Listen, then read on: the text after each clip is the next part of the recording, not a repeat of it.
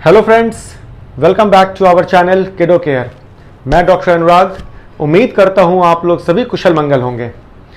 इस वीडियो के थ्रू मैं आप लोगों से एक बहुत ही इंपॉर्टेंट मैसेज शेयर करना चाहता हूं। ये एक लाइव केस सिनेरियो है। ये मयूर विहार फेज 1 में कुकरेजा हॉस्पिटल की बात है। पेरेंट्स अपने 6 साल के बेबी को लेकर ओपीडी में आते हैं। उनका कहना है कि मॉर्निंग तक तो हमारी बेबी बिल्कुल वेल हेल्दी नॉर्मल कंडीशन में थी। मॉर्निंग में इसने हमारे साथ ब्रेकफास्ट किया है। ब्रेकफास्ट करने के बाद इसने हमारे साथ खेला भी है। बट ज्यों-ज्यों टाइम गुजरता गया, दोपहर से शाम होती गई, धीरे धीरे इसकी पसली चलने लगी। सांस लेने में इसे तकलीफ होने लगी। पसीने इसको बहुत आने लगे। बार बार पेशाब जाने लगी। ये धीरे धीरे सुस्ती, वीकनेस, कमजोरी इतनी छाने लगी कि इन्होंने हमसे बात करना भी धीरे धीरे कम कर दिया। खेलना, दौड़ना, भागना इनका बिल्कुल कम हो गया। इस कंडीशन में ये ओपीडी में लेकर बेबी को आए थे। ओपीडी में हमने इन्हें बोला एडमिट हो जाओ। पेरेंट्स ने इमीडिएटली अपने बच्चे को एडमिट कर लिया। हमने कुछ टेस्ट कंडक्ट किए इस बच्चे के ऊपर।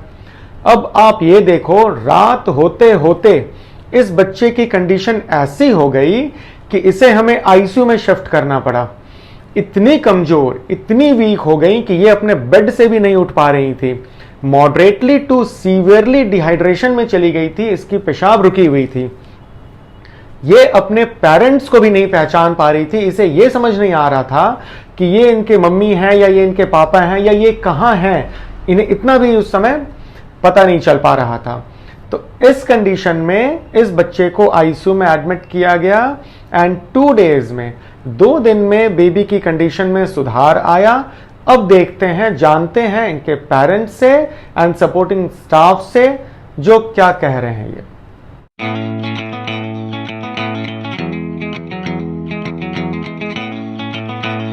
जी सर, क्या हुआ था बच्चे को? बच्चे को रास्ते में आ रहे थे घर अपने, तो उसका चेहरा लाल होने लगा एकदम से। उसके पसली भी चलने लगी थोड़ी। जब आंखें भी लाल हो गई। जब देखा कि बच्चे की हालत थोड़ा ज़्यादा ख़राब हो रही, तो जब लेके अस्पताल आए। उस समय बुखार भी हुआ था बच्चे? नहीं, बुखार नहीं था। बुखार नहीं था। उसके आधा घंटे बाद बुखार चढ़ आया था। फिर घर में आने के बाद होश में बच्ची थी। आप लोगों को हाँ, सब कुछ नहीं पहचान रही थी, सब कुछ थी, बेहोश नहीं थी। और चलने में कोई दिक्कत हो? नहीं, चलने में यहाँ पे भी जब आपके पास लाए हैं चेक करा हुआ, वो भी चेक चल के ही आई है। फिर क्या रहा?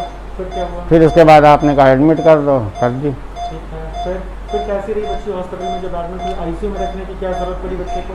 तो वो आईसीयू कंडीशन, जब शुगर लेवल चेक करा तो 400 आया। और बच्चे की कंडीशन, हालत उस समय कैसी? उस समय हालत खराब थी बच्चे की। सर, जब बच्चा मैंने रिसीव किया तो बच्चा अनकॉन्शियस था, मॉडरेट डिहाइड्रेट था बच्चा। सर, माँ बाप को बिल्कुल पहचान नहीं रहा था। फिर मैंने सर इसका वाइटल चेक किया तो सर वाइटल इसका पल्स 160 आ रहा था और बीपी 84/44 आ रहा था। रेस्पिरेटरी इसका 36 आ रहा था। सर, अब देखिए 2 दिन में बच्चे का हार्ट रेट 18, 19 आ रहा है। पल्स रेट भी ठीक आ रहा है सर 2 दिन में। फिर हमने मिल बाउगी फार्मूला स्टार्ट किया। देखिए इंसुलिन स्टार्ट किया। उसके बाद बच्चे की कंडीशन अब नॉर्मल है। बच्चा इम्प्रूव कर रहा है। बच्चा अपने माँ बाप को पहचान रहा है। बच्चा तो ये केस था बच्चों में शुगर की बीमारी, जिसको IDDM कहते हैं, that is insulin dependent diabetes mellitus. इस कंडीशन में बच्चे के अंदर शुगर लेवल इतना हाई रहता है, बट बच्चा बिल्कुल वेल हेल्दी नॉर्मल कंडीशन में होता है। काफी महीनों तक भी वो नॉर्मल सा रहता है। आपको पता भी नहीं होता कि इसे शुगर की बीमारी है। बट एक समय ऐसा आता है जब शुगर लेवल इतना हाई हो जा रहा है बॉडी में कि बच्चा डायबिटीज केटोएसिडोसिस DKA में प्रेजेंट करता है। तब उसके साथ ये सारी चीजें देखने को मिलती हैं। पेशाब का बहुत तेज होना, बहुत बार बार जाना, धीरे धीरे कर पसली तेज हो जानी, सांस नहीं आना, पसीना बहुत आना, कमजोरी एंड सुस्ती छा जानी, अपने पेरेंट्स को ना पहचानना, ये भी ना समझना कि वो अभी कहाँ हैं, घर में हैं या कहीं और हैं, कभी कभी तो कंडीशन इतनी खराब हो जाती है, वो इस कदर बेहोश हो जाते हैं कि उठाने पे भी नहीं उठते। एंड कभी कभी इन बच्चों को तो दौरे सा भी पड़ने लगता है, सीजर्स तक आ जाता है इन बच्चों को। तो मैं आप लोगों से बस ये शेयर करना चाहता था कि ये एक बच्चों की प्रॉब्लम है, इंसुलिन डिपेंडेंट डायबिटीज मेलाइटस। तो आप लोग भी अपने कंसल्टेंट से मिलें, अपने डॉक्टर से मिलें, एंड जो रूटीन में टेस्ट होती हैं बच्चों की वो आप जरूर कराएं। कहीं ऐसा ना हो कि कुछ ऐसी बीमारियां आपसे मिस हो जाए।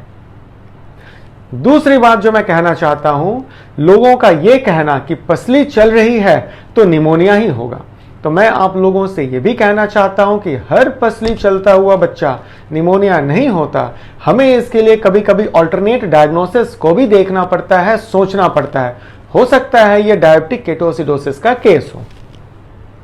Thank you.